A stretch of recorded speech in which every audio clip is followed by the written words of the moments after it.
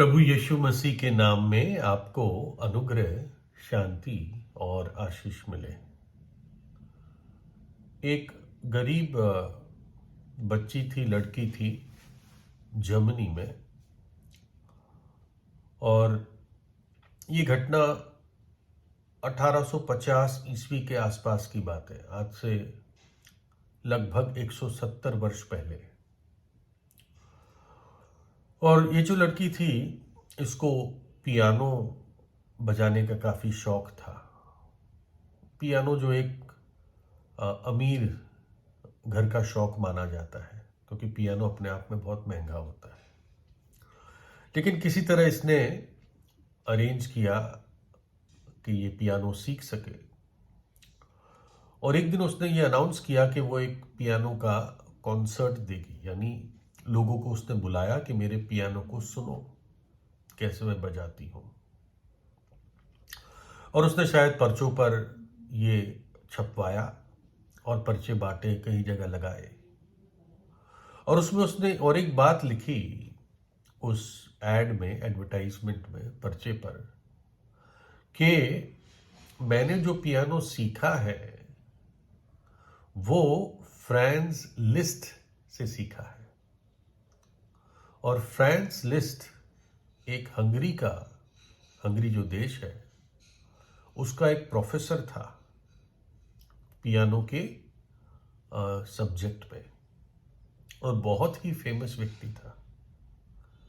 और इसने झूठ झूठ बोला कि मैं उसकी स्टूडेंट हूं या उससे मैंने सीखा है।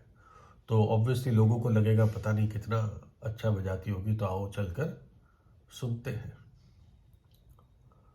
और ना केवल फ्रांज लिस्ट एक हंगेरियन पियानिस्ट था, पियानो बजाता था, एक संगीतकार भी था। और कई संगीतकार ये समझते हैं कि फ्रांज लिस्ट शायद अब तक का सबसे निपुण और सबसे बेस्ट अच्छा पियानिस्ट था। उससे बढ़कर आज तक कोई हुआ नहीं है। और उसने क्लासिकल संगीत में भी उस समय बहुत योगदान किया। और उसने जो नई रचनाएं लिखी, बनाई, उससे उस समय के संगीत पर बहुत ही बड़ा प्रभाव उस पर पड़ा। तो उस लड़की ने इस बात को लिख दिया कि मैं फ्रांज लिस्ट की स्टूडेंट रही हूं, लेकिन ये सरासर झूठ था। अब उसको एक बहुत बड़ी निराशा हुई, बहुत बड़ा झटका लगा, जब उसको पता चला कि जिस नगर में, जिस टाउन में वो ये कॉन्सर्ट कर रही थी, उसी टाउन में, उसी नगर में फ्रांज लिस्ट एक दिन पहले आ रहे हैं। और क्यों ऐसा हुआ? मुझे ऐसे लगता है शायद उन तक ये बात पहुंची और उन्होंने सोचा चलो जाकर देखते ही मेरा नाम कौन उपयोग कर रहा है। अब वो बड़ी चिंता में पड़ी, मैं क्या करूं। तो इसलिए एक दिन पहले जब वो वहां पर पहुंचे, वो लड़की उनके पास गई और उस लड़की ने अपने गलती को माना। उसने बोला कि मैंने झूठ बोला है और आप मुझे माफ कर दो, मैंने आपका नाम झूठ मूठ उपयोग किया अपने फायदे के लिए।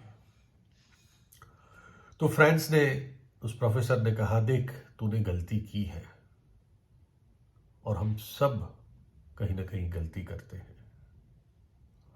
और अब एक चीज ही तुझे करनी है कि तुझे अब इस बात के लिए पछताव करना है।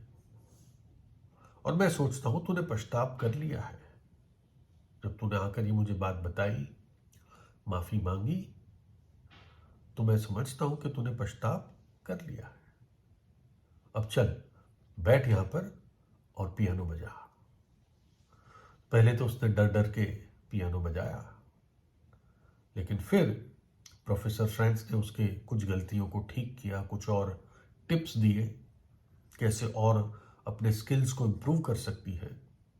और उससे उसको उसी दिन कुछ ऐसे इंपॉर्टेंट पॉइंट्स मिले अपने स्किल को तेज करने के लिए, शार्पन करने के लिए।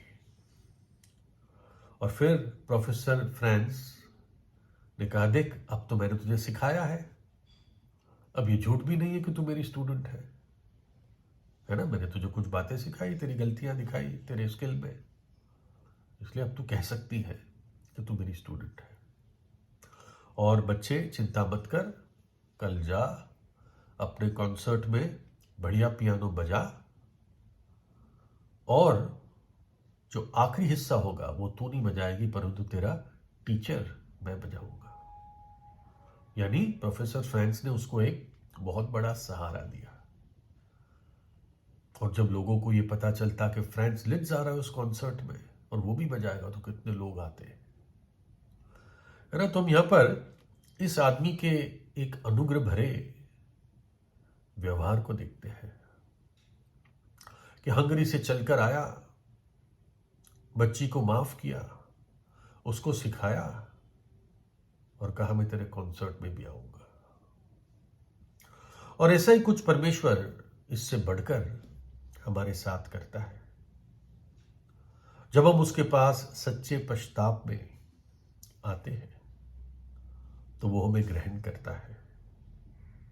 ना केवल हमें ग्रहण करता है, लेकिन हमें क्षमा करता है हमारे पापों के लिए, हमारे पापों को क्षमा करता है, क्योंकि परमेश्वर के पुत्र ने कलवरी के क्रूस पर अपना प्राण देकर अपना पवित्र लहू हमारे लिए बहा दिया, ताकि हमारे पाप धुल सके, ताकि जो भी यीशु के नाम पर विश्वास करे उसको परमेश्वर की संतान होने का अधिकार प्राप्त हो।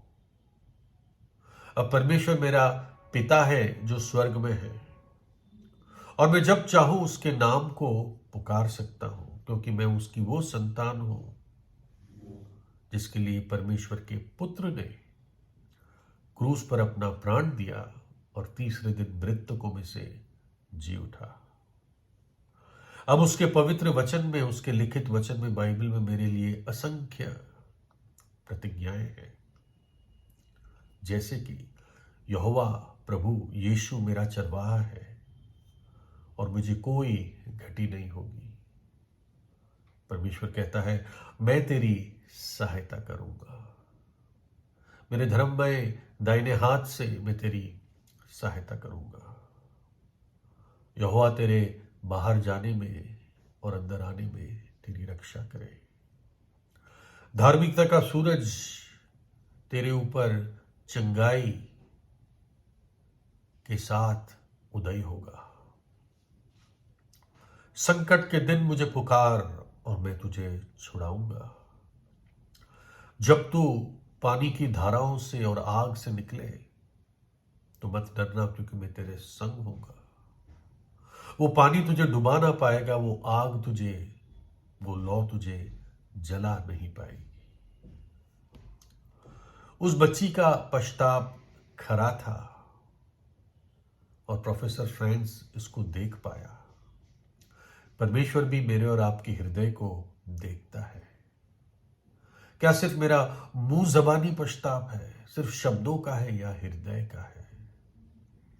मुंह जबानी पश्चाताप बहुत लोग करते हैं, वो आखिर में नरक जाएंगे, क्योंकि उन्होंने पाप से अपना नाता नहीं तोड़ा, या इच्छा भी नहीं थी।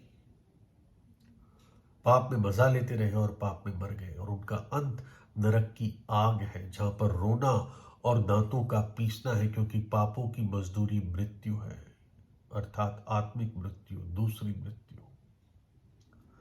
इसलिए इससे पहले न्याय का दिन आ पड़े तुम्हारे नगर में, तुम्हारे घर में, तुम्हारे जीवन में, उससे पहले परमेश्वर के साथ बात ठीक ठाक कर ले, पश्चाताप कर ले। जब तक तू अपने मुद्दई के साथ मार्ग ही में है, प्रभु यीशु ने कहा, उससे झटपट मेल मिलाप कर ले। कहीं ऐसा ना हो कि मुद्दई तुझे हाकिम को सौंपे और हाकिम तुझे सिपाही को सौंप दे और तू बंदीगृह में, जेल में डाल दिया जाए। मैं तुमसे सच कहता हूं कि जब तक तू कौड़ी कौड़ी भर ना दे तब तक वहां से छूटने ना पाएगा। पाप की सजा की कीमत हम नहीं चुका सकते। अनंत काल तक पापी नरक में चुकाते रहेंगे, लेकिन यीशु मसीह ने क्रूस पर चुका दिया। जो विश्वास करेगा उसके खाते में यीशु मसीह ने जो किया वो कार्य, उसका फल डिपॉजिट किया जाएगा। इसलिए मैं आजाद होता हूं, आप आजाद हो सकते हैं। यदि परमेश्वर का पुत्र तुम्हें स्वतंत्र करे तो तुम निश्चित रूप से स्वतंत्र हो जाओगे। तो प्रभु यीशु से प्रार्थना कीजिए। प्रभु यीशु आपको आशीष दे।